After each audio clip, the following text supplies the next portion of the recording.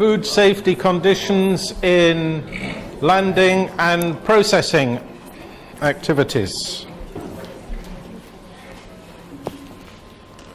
So, as with all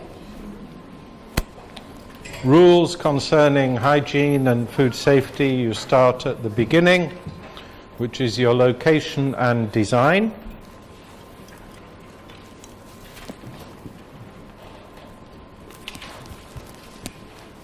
Make sure that the site you have selected for your fish landing site or your fish processing site is not exposed to contamination from its environment, that you can avoid the entry of surface waters, gases, exhaust fumes, dust, and that you have sufficient size and space for the scale of operations which you want to conduct.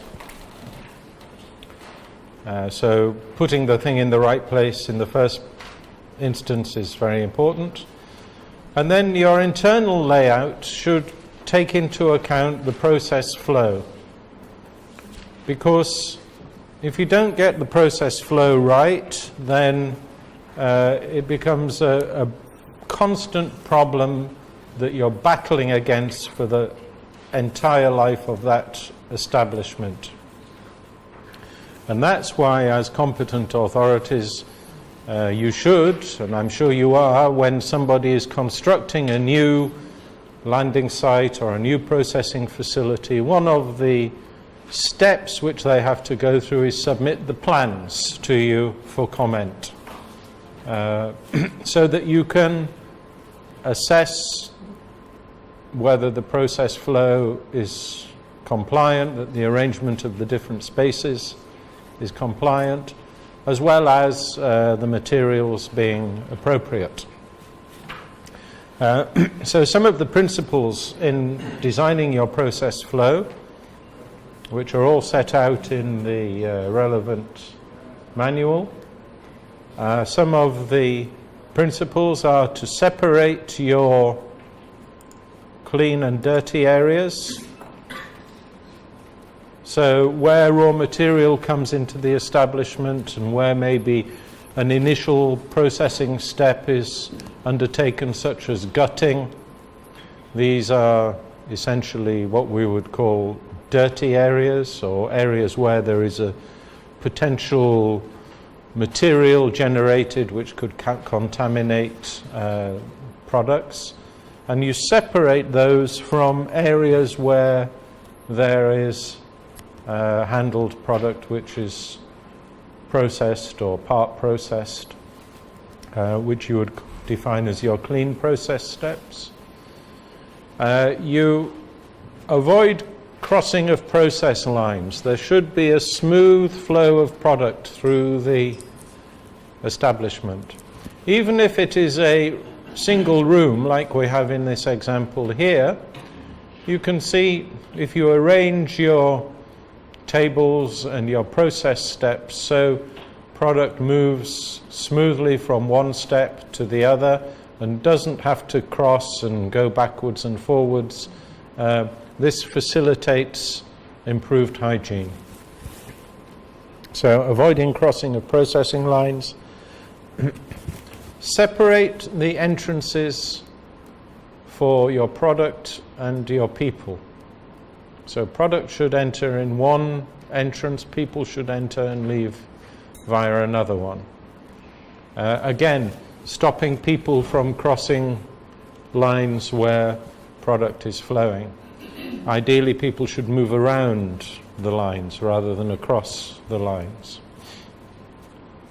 And then if you have particularly areas where you have cooked or ready-to-eat products, these are high-risk areas where, because this product is not going to be cooked again before it is consumed, you want to have a higher level of hygiene in those areas, so you would put those activities into separate rooms, and you would even take steps to avoid anything or anybody entering those rooms directly from an area in which raw product had been handled.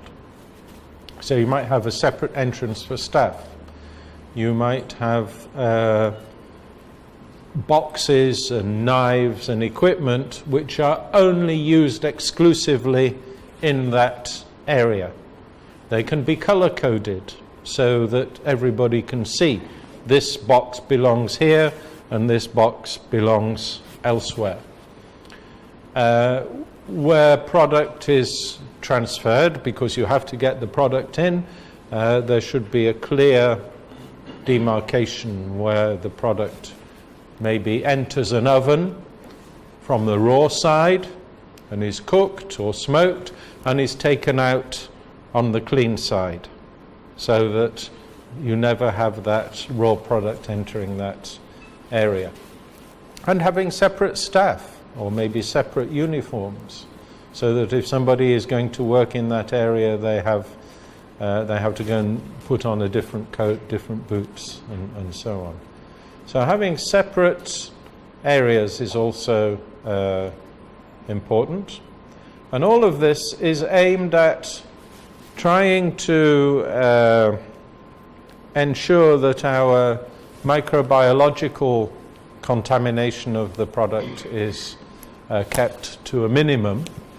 And the reason why we do this is explained by what we call the bacterial growth curve, which is an important feature of the way in which bacteria reproduce and multiply, and the way in which their population develops, which you have to understand in order to have to be able to design our hygienic arrangements in an establishment or on a vessel or elsewhere. So that normally what we see when a bacteria or a population of bacteria, as defined by the number in the population, when it is introduced to a new environment, so you have your fish coming out of the water, for example, or your fish coming from a chilled environment onto a processing table, at that point, of course, there are a certain number of bacteria which are present on the product. But because you have changed the environmental conditions surrounding that bacteria,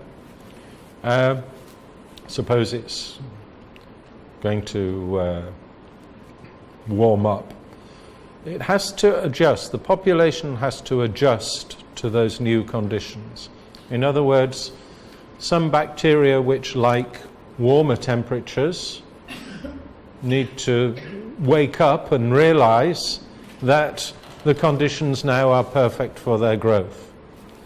And whilst they're doing that, there's a period we call the lag phase, where the number of bacteria doesn't change very much. But then those bacteria start to multiply. The conditions are perfect for them.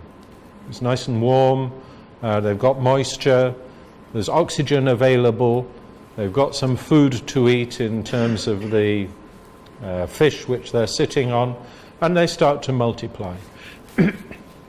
Bacterial multiplication during this phase of growth can be very rapid. Bacteria multiply by cell division, so one bacterial cell becomes 2 bacterial cells. Each of those become 4 bacterial cells.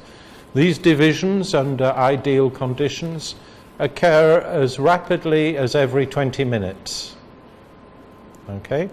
So even if you start with 1 bacteria, after 20 minutes you've got 2. After 40 minutes you've got 4. After 60 minutes you have 8. After an hour and 20 minutes you have 16. An hour and 40 minutes, 32. 2 hours you have 64. 2 hours 20 minutes, 128, and so on and so on. And very quickly, you know, it's like the old Chinese proverb with 1 grain of rice on the first square of the chessboard, 2 on the second, 4 on the third. There isn't enough rice in the world to complete the chessboard. So very rapidly you end up with millions and millions of bacteria on the product. And this is an exponential growth rate. It's a logarithmic growth rate, which is why this is a straight line. But what happens is that eventually there is a limiting factor. Usually the substrate, the food, is fully consumed. So at that point, the bacteria stop multiplying. And in fact, eventually, because there is no food available for them, then they start to die and the numbers decline. So this is your typical bacterial growth curve. Now, imagine what happens if we increase the temperature. If we have a higher temperature, closer to the optimal temperature for reproduction of these bacteria, what happens? Well, it takes them less time to adapt to the new circumstances. Everything is happening more rapidly. Their metabolic rate is increased.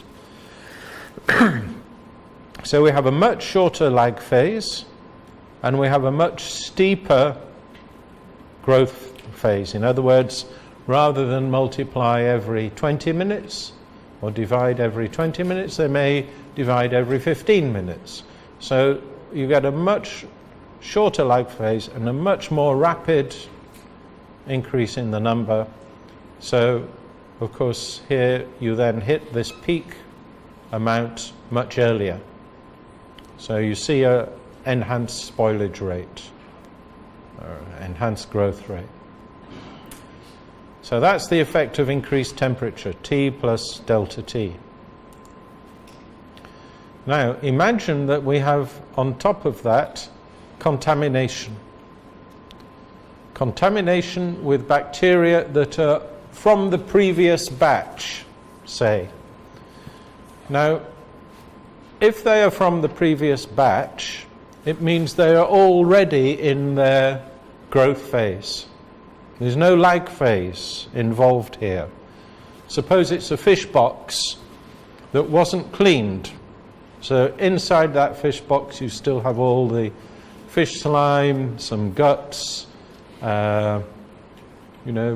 bits of fish flesh, some dirt, and that hasn't been removed. The bacteria growing on those things are already in the phase of, in this growth phase. So you don't get any lag phase at all. The bacteria hit the ground running. All you're doing is providing them with a new food source, as well as increasing the numbers of bacteria. So with contamination, you get increased bacterial load from the outset. If the temperature is higher, you get the faster rate of growth, and there is no lag phase, and you get a large amount of bacteria reproducing very quickly. So this, of course, then gives you the clue how to control these features of bacterial growth quite simply by decontamination, in other words, having a very clean product and reducing the temperature. Because at that point, you have, if it's very clean, you have a very low initial load, so less bacteria to start with. Your temperature is lower, therefore you have an extended lag phase, and the growth phase is much slower. So this is the theory behind all of the hygienic practices which we promote, particularly in terms of cleaning and sanitizing and temperature control. So this is what's behind the concepts of the design and construction. And when we're designing and constructing establishments or facilities, what we're trying to do is bear in mind these features of the bacterial growth curve to make it easier, as easy as possible, to clean, to remove that contamination, and as far as possible then we can ensure that we don't get these higher rates of spoilage, and or this is equally applicable to the growth of pathogens as well, this bacterial growth curve. So hygienic design and construction, I'm sure you're all very well aware of these. These are fairly standard. Essentially everyone who's an inspector has their own little routine of walls, floors, ceiling, ventilation, lighting, drainage, water supply. You know, these are the standard physical checks which you make as you go around establishments to check. So you check on the flooring, non-slip flooring, waterproof, easy to clean and disinfect, laid down with a slight slope with a gradient so all the water flows towards a drain and doesn't stand around and cause start going stagnant or have fish blood or contaminants in it. Walls which are smooth, easy to clean, durable, impermeable. Don't use ceramic tiles because of the issues with how to keep clean the grout, the parts in between the tiles. The walls should be completely smooth. Ensure that your ceilings are also easy to clean, that there are no parts which can accumulate dust or detritus which could fall onto the product. Ensure that any lighting units in the ceiling are not made with glass, so that you don't have exposed fluorescent tubes which could break and fall onto the product. Ensuring sufficient lighting is there, because you can't keep a place clean if you can't see the dirt. So you have to have adequate lighting, and it can be artificial or natural. Doors, again, no wood in the establishment. Wood is impossible to keep clean because of the porous nature of the surface, can absorb bacteria and you don't get them out so easily. Ventilation has to have an airflow going from as your layout going, but in a contrary flow, so you go from the clean areas of the establishment to the dirty areas, so you're not bringing bacteria in the air from your product reception to processing areas, for example. Yeah. Mm-hmm.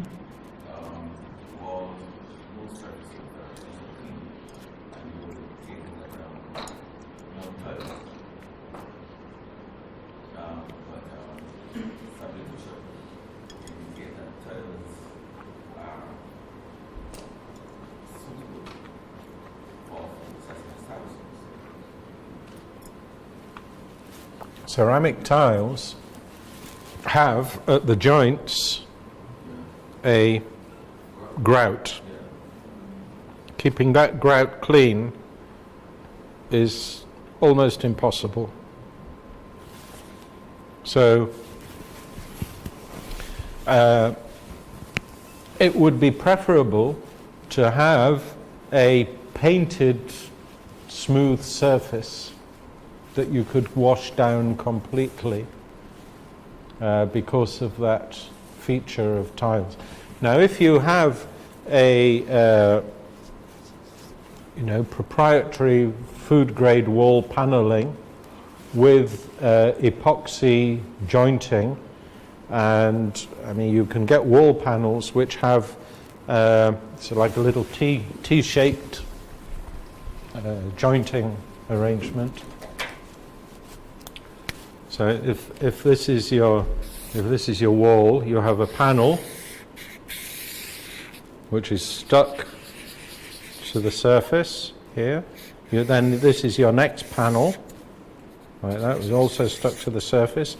Normally, If this was a normal grouting compound, you just grout that, and you would have bacteria could potentially be in there. But what you can do, if you have an arrangement like this, which is a T-shaped insert, right, which is glued,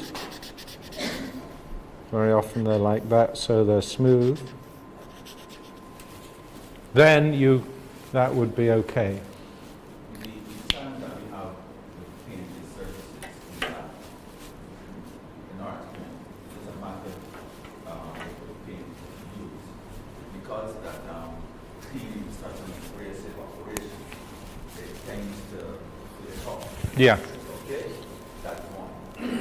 So, paneling our own experience with fish processing plants. There's a lot of moving of equipment and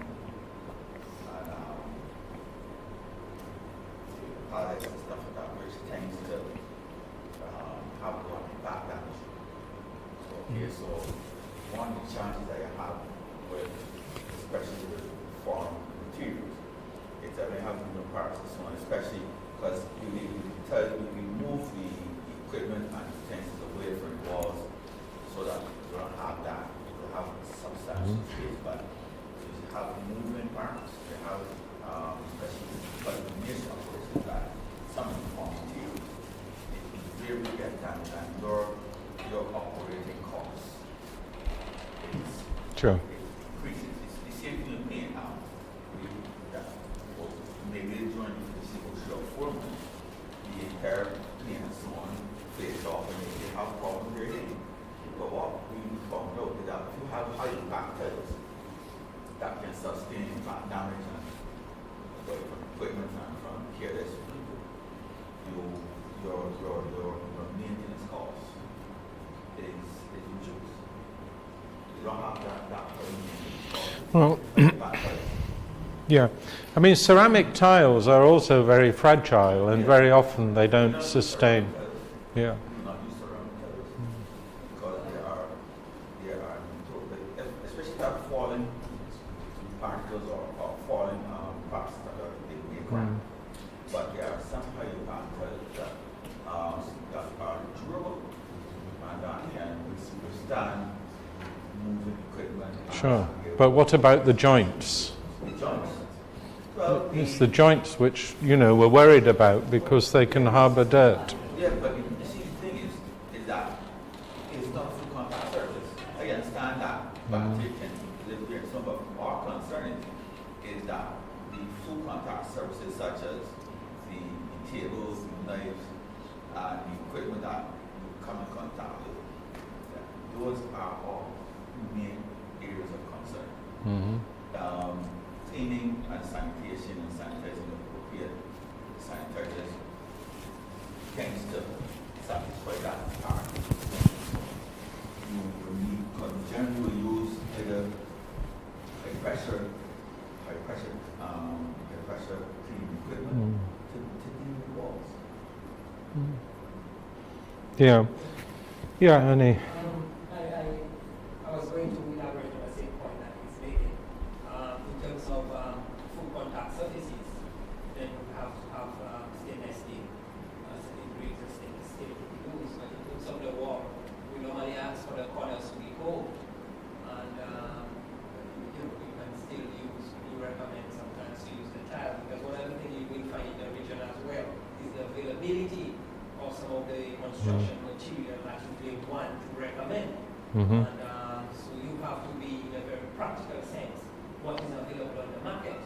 And some of what you have recommended here, you may not be able to get tiles, and using the power washers and using perhaps also the necessary detergent and sanitization, and sanitizers, it being a non-food contact surface. I think perhaps maybe it can suffice, and we have recommended that in many instances, but the corners, where there are corners where walls meet the floor, and corners we ask for to be cool to ensure that cleaning can take place. Yeah. You also have like equipment and so on and appliances, the buildings are substantially away from the walls. Yeah, And also yeah. like And you run pipe work off the wall and things like that. kind Yeah. of cause contamination or actually, that splashing and so on come back onto the Yeah. product. I mean, this is ideal. If you have epoxy, resin, wall paneling with proper sealants and things like that, and these little inserts over the joints, that would be your ideal. Then, after that, it's a question of, I think, balancing what is available with what is practical. I take the point that if you have painted surfaces, that there is a more frequent maintenance requirement, but at least there you end up with a completely smooth surface. Okay, so back to more mundane issues about how we prevent cross-contamination in this case. It's all a question of separating raw products from cooked products. Again, your process flows. Ensuring that we keep things clean and sanitized between batches so that we're not introducing contamination from bacteria in its growth phase. Like we've done here, color coding of equipment, knife handles, cutting boards and so on. Very useful way of ensuring that we don't use the wrong equipment for the wrong purposes. Same for boots and coats. Can all be color coded by area if you want to ensure that these things don't introduce contamination where it should not be. And don't forget the power of hand washing. A major issue of importance in prevention of cross-contamination. Waste storage and disposal. Ensuring that there are adequate waste bins in the establishment, that they are easy to clean and disinfect. Again, they can be color-coded according to the kind of waste or the area in which they are to be used. And of course, the size of these bins has to be considered so that we don't have large quantities of waste building up in areas where food is handled. You have them sufficiently large for convenient processing, but not so large so that they have to be emptied frequently throughout the day. And again, when they are emptied, that they're cleaned and disinfected periodically. So that's having waste bins within the establishment, as we see here. And then some external waste storage area where it should be smooth floor and walls, water supply, drainage, so you can wash it down effectively. Measures to prevent entry of vermin, pests, domestic animals. Adequate number of sealable waste containers so that you can seal them and make sure that insects don't get in there, reduce the fly hazard. Keep the area clean, and as with all of these things, ensure that somebody is responsible. So unlike this one, which we found, which is not a particularly good example of how to manage your external waste storage area. Then pests. We need to take care that the pests are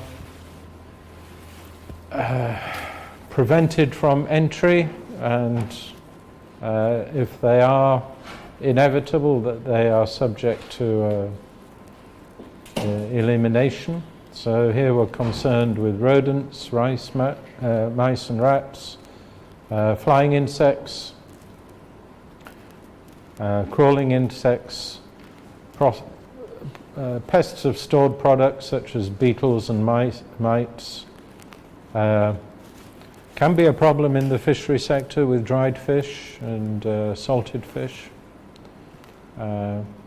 Birds also can get into fish processing areas and domestic animals. And here what we're really concerned about is the transmission of microorganisms, pathogenic bacteria and parasites, either directly physically, because those pests might visit other locations and transmit the bacteria or the parasites physically on their legs or wings or bodies into the establishment, or because of their feeding habits. They may harbour pathogenic bacteria and excrete them onto the food. So particularly things like rodents, for example, contamination with rodent feces is an important source of salmonella food poisoning, for example. And the other way in which pests can be a food safety hazard is by damaging packaging. So quite often you have mice or rats which will eat away the packaging and then allow the entry of other pests. So we have to be aware of pest identification to be able to identify where there are pests, and this can be via contracted professional pest surveys, on routine awareness training, sighting logs. This is some of the equipment you might need to be able to spot pests. Certainly part of the training of food inspectors should include elements of pest control to be able to identify and control pests. As I say, we have exclusions, so preventing them from getting in the first place is the ideal. So screening windows and doors, restricting their reproduction or presence once they do enter by ensuring that, for example, all waste is removed on a periodic basis, keeping the place clean, good lighting and ventilation.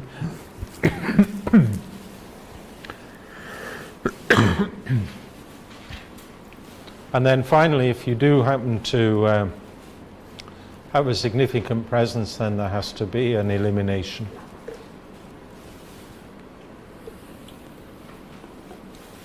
There's a reference here which I think is also given in the manual, which is from the Chartered Institute of Environmental Health in the UK.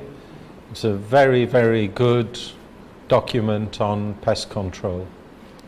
The best one there is.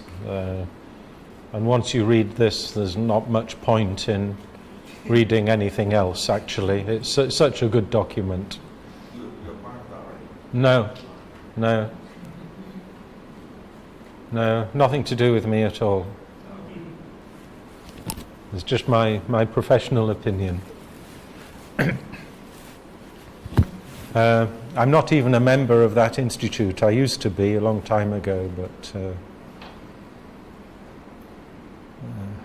not anymore. And then having a routine standard operating procedure for pest control and management, which sets out the control method to be applied, ensuring that there's routine monitoring and treatment, record keeping of observations and treatments applied, and many larger operators, food business operators, will have a contract with a contractor for pest control rather than undertaking these things in-house because of the specialized nature of the services required. Then personal hygiene is something we need to consider.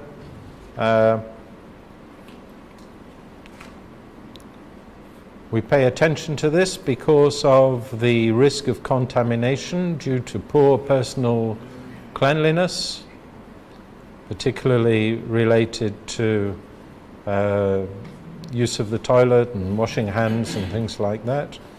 But that's not the only thing. Sometimes people can have an illness or a condition which could impact on food safety. And also the way in which they behave is important. And this brings in the issue of proper training. Yes? The photograph? Yeah, it's Pangasius, I think, in Vietnam. Yeah. Yeah.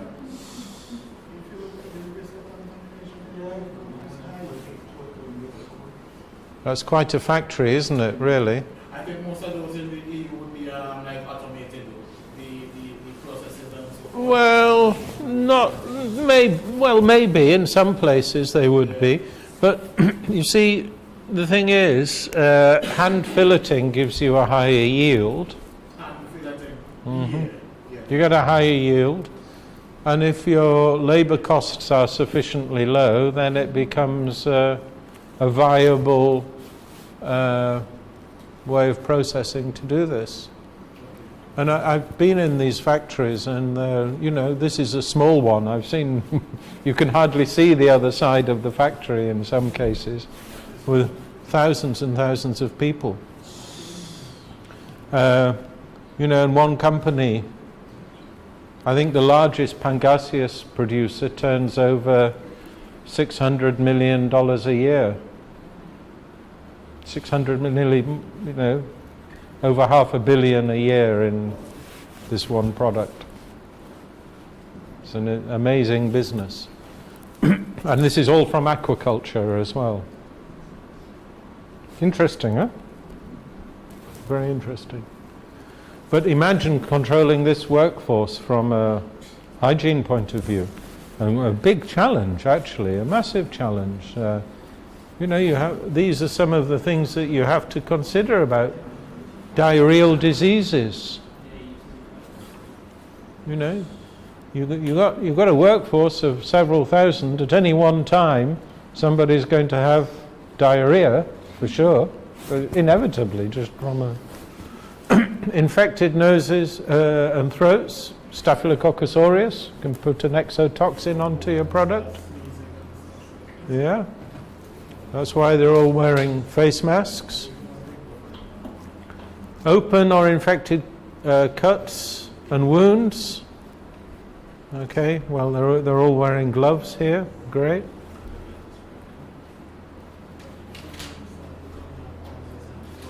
So that's some of the things we need to think about. Health status. Excluding carriers or suspect carriers of foodborne diseases from food handling areas. Yeah, absolutely important. Ensuring that people report illnesses or symptoms of illnesses. But you have to be a little bit canny here, because if somebody knows that they're not going to be allowed to work that day and they're not going to be paid, then they're not going to report the fact that they've got a health problem. So there has to be a clear policy about when people report an illness that they don't get financially penalized by it. Otherwise they will never report it to you. So what about those, if I know financial loss, right? There are those who might want to take a few more days. If you understand what I'm saying. Well, like a few days off.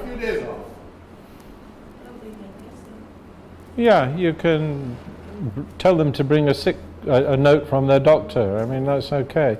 But it's not a question of taking days off either. You know, you have to find some work for them, perhaps, which is not in a food, as a food handling position. You know, you put them in the office, or they're sweeping up the outside, or, you know, working on driving the forklift truck, or something else for that period. Any open cuts or wounds should be protected. I mean, these are all basic hygiene rules. Medical examination and certification. Are these requirements in all of your countries? Yes. Does anybody not have a medical certification requirement? Okay. Yeah, I mean, they're fairly standard these days, and we put them in all the regulations. My own view, which is a personal view, is these are just snapshots, and it is only evidence of the health status of that person at the moment you take those samples. And if you take them every year, well, you're testing them on one day, but maybe there's 364 days when they could be excreting salmonella or ill in some way, which you are not catching by this control method. So, yeah, they're probably useful for identifying chronic carriers, and some people are chronic asymptomatic carriers of amoebas, of salmonella, and you would catch them with these medical certifications, but whether they actually contribute much more beyond that is debatable. But in any case, this is where training comes in. Staff should be trained and to know that if they have any of these symptoms, jaundice, diarrhea, vomiting, fevers, sore throats, infected skin lesions, discharges from the upper respiratory tract, they should report to the business operator, because they could be symptoms of some of these diseases which could be readily transmitted via their food handling activities. Of course, keeping a high degree of personal cleanliness. Apart from that, keeping cuts and wounds covered with waterproof dressing, so there are good and bad practices there. These are all fairly standard things. Having a first aid kit available with waterproof dressings, covers for fingers. If you cut your finger, you can put on a rubber kind of finger glove or a proper rubber glove, and so on. Having adequate protective clothing, uniforms to cover the head and any facial hair. So now we ask people if they have a beard to put a cover over the beard as well. Coats and aprons, appropriate footwear. Bear in mind that there should be some facilities for changing clothes, so that external clothes and personal effects are not brought into a food area, and that there is a need to have a laundry facility. So the business operator themselves should launder the protective clothing, rather than workers taking them home and washing them themselves, which does happen sometimes. Because there you have no guarantee that the laundry is being done correctly. Does everybody know how to wash their hands? Has anyone been trained in hand washing? The alphabet while you wash your hands. Well, 26 minutes. Hum the alphabet. But what about the procedures? Yeah. Yeah. Yeah. I mean, there's a whole series of particular moves which you have to make, and it's worthwhile, you know, checking out a video on YouTube, because these things they're similar to the way in which surgeons will scrub up before they make an operation, but there's all sorts of nooks and crannies on your hand which can harbour bacteria, and hand washing is very important. So you have to get rid of all your rings and jewellery, and you know, make sure you wash around the ends of your fingers and in this part of your hand and the backs of your hands and so on. And there's a set procedure which you can follow, and to ensure that food handlers are properly trained in hand washing techniques is an important part of this process. So not only the technique of washing hands, but when they should wash hands. So here we have some examples. When you start work or restart work after a break, after using the toilet, handling raw food or any contaminated material, or taking out the waste bin. After those steps you should wash hands, after doing cleaning, and then periodically. So and for hand washing, of course, there has to be sufficient facilities provided, soap or detergent. Hot water, must have hot water. The effectiveness of hand washing in hot water is several times greater than when cold water is used, all other things being equal, because of the detergency effect of the soap and the hot water in removing grease. And it's grease on your skin, or which is where the bacteria are harboured, and by using hot water you can degrease much more effectively. Using non-hand operated taps, because of course if you use a hand operated tap you wash your hands. You turn the tap on with a dirty hand, you wash your hands are nice and clean, and then you turn the tap off again with your clean hand, but pick up the bacteria you put there previously. So non-hand operated taps are now a universal requirement. Single-use paper towels or hot air, disinfectant hand dips, and hand washing reminders. And an important standard operating procedure for any food business operator is to monitor the hand washing effectiveness. It's very simple, very simple. You just have a little record form and you keep a record of people entering the processing area. How many people wash their hands? How many don't? And then also you can take swabs. Last week we had here one of the suppliers of rapid microbiological testing kits, a company called Biofarm, and they're a very nice little mini Petri dishes which you just open them up and you put a contact and then close them up and incubate them for 24 hours, and then you have an indicator of the level of hygiene. And these are perfect for monitoring hand washing. So it's not the absolute number of bacteria that you might see, but any changes over time would be indicative of a hand washing, a failure to effectively wash hands. Find that process get across the issue of hand washing to staff and actions. Yeah. Particularly what's on your hand. Or what's on your washing door. Yeah. Then personal behaviour, also important. So these are standard food safety requirements. I think most people's regulations have got these. Personal hygiene of food handlers we've covered.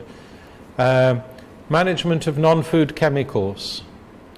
It's very important. You have to bear in mind that most food processing or fish processing establishments also have non-food chemicals which they need to be able to perform their activities.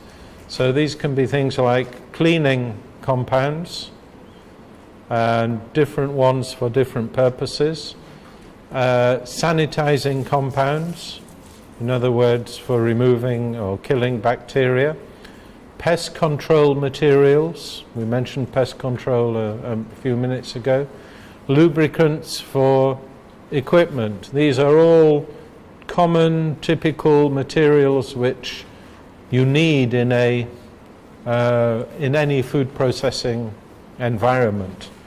The problem is that many of these materials could represent food safety hazards as well. So you need to take extra special care to make sure that they are properly controlled. So check on things like lockable storage, separate lockable storage away from food materials. So you don't keep all of your ingredients and your cleaning materials and your lubricants in the same store. You have to have separate storage areas for separate things. And ideally, there should be restricted access. Only certain people who are responsible for that part of the activity should have access. So, cleaning compounds are only accessible by people who are engaged in cleaning activities. Ensure containers are clearly labelled. Never reuse containers. Never use an old vegetable oil drum for storing cleaning chemicals, for example. Complete no-no. Ensure that there are written instructions available for the use, and that anyone who is going to use these materials is properly trained, and only those people undertake them. And importantly, keep a record of their use so that you can ensure you know when they are used. So here's a nice picture of a fish processing factory. This is one of my favorite fish processing establishments, which I liked very much. And I wonder if you can see some of the examples of good hygienic practices which we can observe in this photograph. Colour-coded apron. Yeah, nice plastic aprons. Yeah, well, they're all well dressed, aren't they? They've got gloves, masks, hair covering, white coats, plastic aprons, boots. Very good. Good employee uniforms, protective clothing. What else can we see going on here?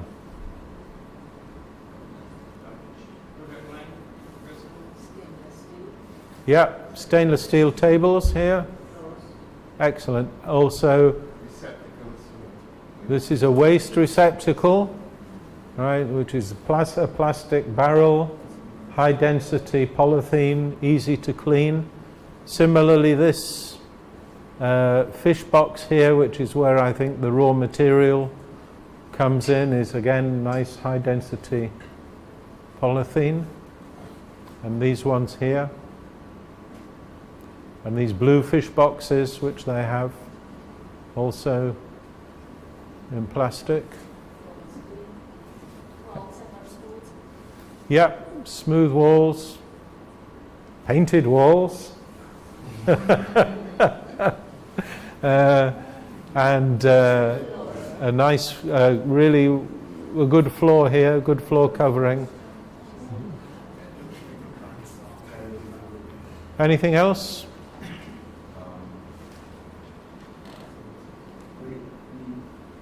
What's this guy doing? You can't really Okay, can I notice that the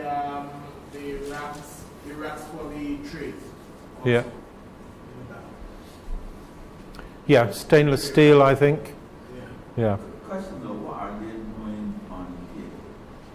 They're filleting these filleting grouper. Filleting grouper? Yeah. Big grouper. Awesome. This guy you can't really see, but actually he's cleaning. He's got a squeegee and he's cleaning the floor as they go. Anything else? What's this here? Can you see this bit here?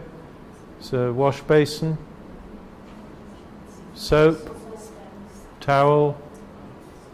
It's a foot operated, or I think it's knee operated wash basin. So these are some of the things, yeah. All surfaces, equipment easy to clean, head covering, uniforms. Question though, is that area temperature controlled? Yes, it is actually. Yeah, it was. But the fish are laying around without ice. You see what I mean? Yeah, yeah. So, they're not being kept chilled. Well, it depends how long they take to process these ones on the table. And I don't think they were taking very long for each one, to be honest. In terms of the temperature of the room, and people normally give all sorts of figures for that. We have like a suggested or figure at which your room is supposed to Well, no, because there is no kind of recommended temperature for an air-conditioned fish processing room. And you may not need air conditioning at all if your time on the tables is very short. So it's a question of managing the work so that any temperature elevation of the product is kept to a minimum. So yeah, I mean, if you have tons and tons of products standing around without ice, I would say this would be a problem. But you know, here the fish is in the big polythene bins, and they've got what, 1, 2, 3, 4 fish on the table while they're working on 3 fish.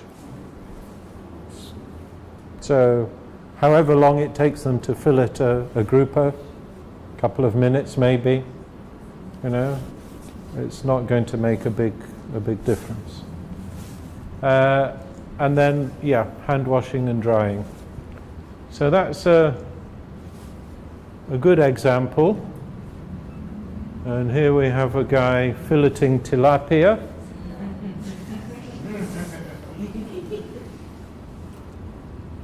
So what's wrong with this? Everything. Yeah, that's about it really. But specifically.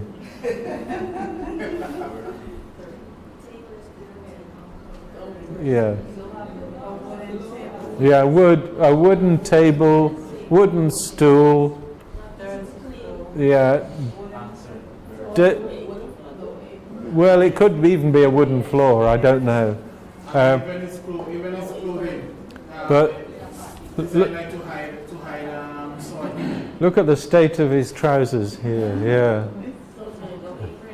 Very dirty. So he's even sitting on a cloth cushion here. So yeah. And what's this down here? It's like a soda can or something. No, that's all the gills and guts from the fish just going on the floor there. Yeah. Exactly. Well said. No, it's very, very badly lit. So yeah, you can't really see what's going on. I So think that's what's on the floor. They could pass for a Coca-Cola can also. That's for personal consumption. You mean this? Yeah. Really? Okay, I'm not so sure, but I'll take your word for it. So badly lit, dirty clothes, no protective clothing, no hat, wooden equipment, chopping board, stool, knife handle, and dirty fish boxes. So plenty going on there, and no receptacle for fish waste. Okay, here's another guy. Crushing ice for fish processing. So what's wrong with this one? Done in the outside. Yeah, look at the place that he's doing it. Just a mud floor.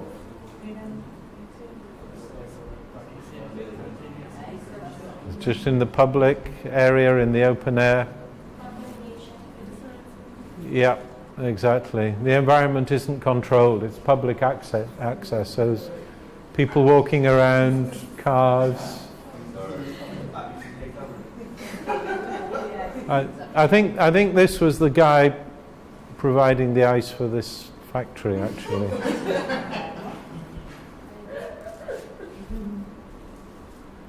Area not smooth or easy to drain. Yeah.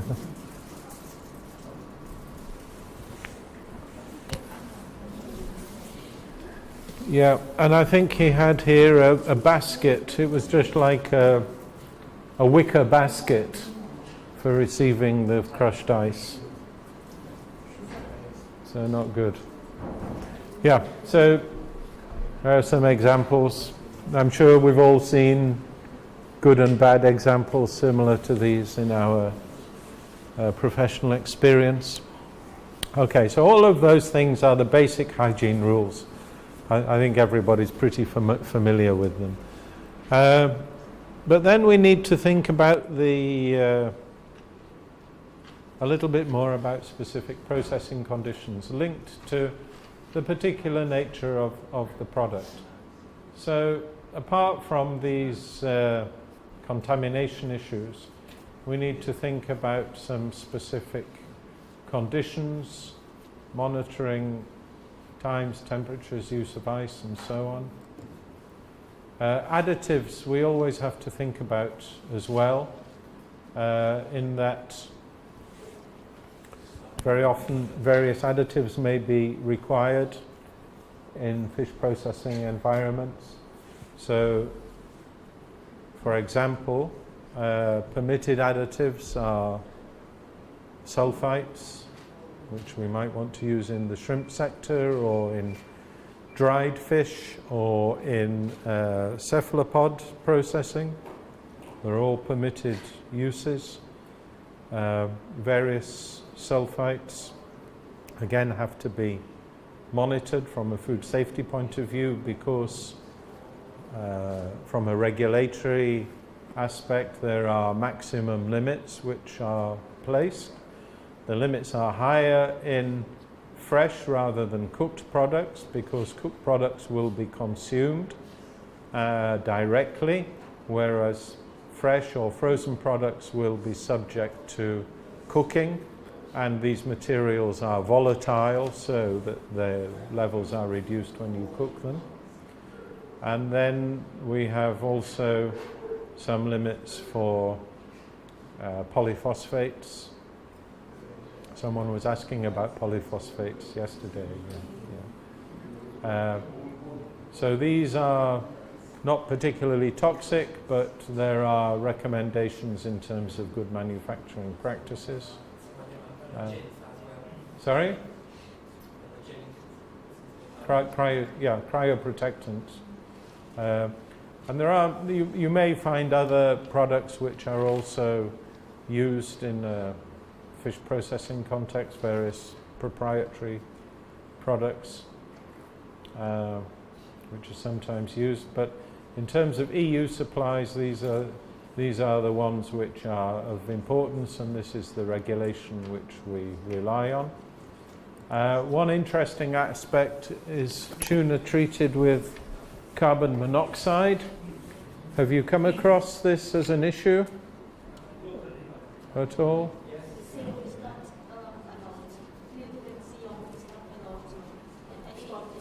Yeah, I mean it's a process which is very effective at altering the colour of tuna because the carbon monoxide reacts with the myoglobin in the muscle.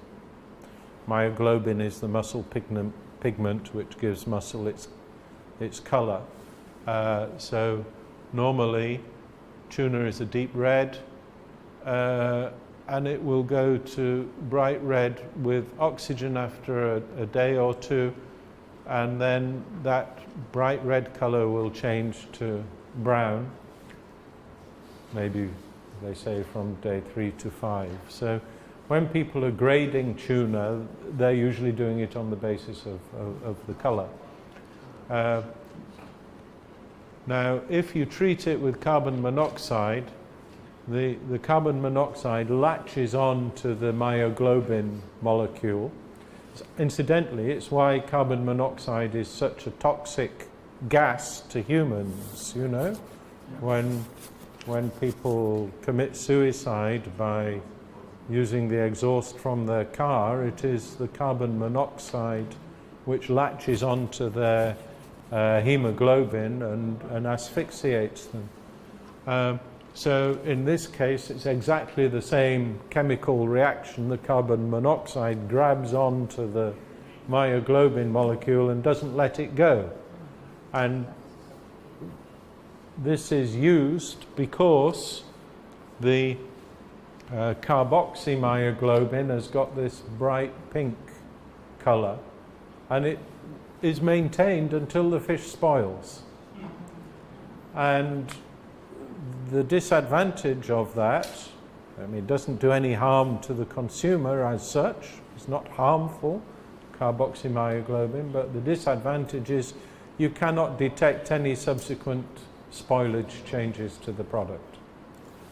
So it does have food safety applications, and in fact there was an outbreak last year in the USA with 43 salmonella cases, including a number were hospitalized by eating sushi, which was contaminated with the salmonella, and it had been treated with carbon monoxide. So now, I mean, this is a permitted treatment in the USA. The US allows this. But it's not permitted in some other countries, including the EU, for the simple reason that it masks spoilage changes. Mahi-mahi, the dolphin fish, might also sometimes be treated with it. So it's worth bearing in mind. I don't know if your own legislation says anything about this treatment, but I am aware that in some Caribbean countries there is an import of tuna from the USA. This is the company which promotes the technology. It's a Dutch company called Anova, and they've just been granted their US patent for this process. It's called clear smoke because one of the ways in which you produce the carbon monoxide is by partial combustion of wood, but then they scrub out all of the PAHs. So all of the partially combusted organic products are removed by bubbling through water and scrubbing them out. So you end up essentially with a mixture of air and carbon monoxide, which is then passed over the fish. So be aware, it's probably coming your way sometime soon. But then again, the lot of tuna is also used in canning. Sorry? Tuna is also used in canning. Tuna is used extensively in canning, but this application isn't used in canning because once you cook the tuna, you have the colour change anyhow, and the myoglobin is denatured. So The nitrites and the nitrates. Why use it running? you can also use nitrites to change the color of the product, but that also substantially changes its nature as well. It becomes more of a cured product in that case. Okay, so that's pretty much all I wanted to say about processing, the processing side. Are there any other questions? Okay, well let's now go for lunch.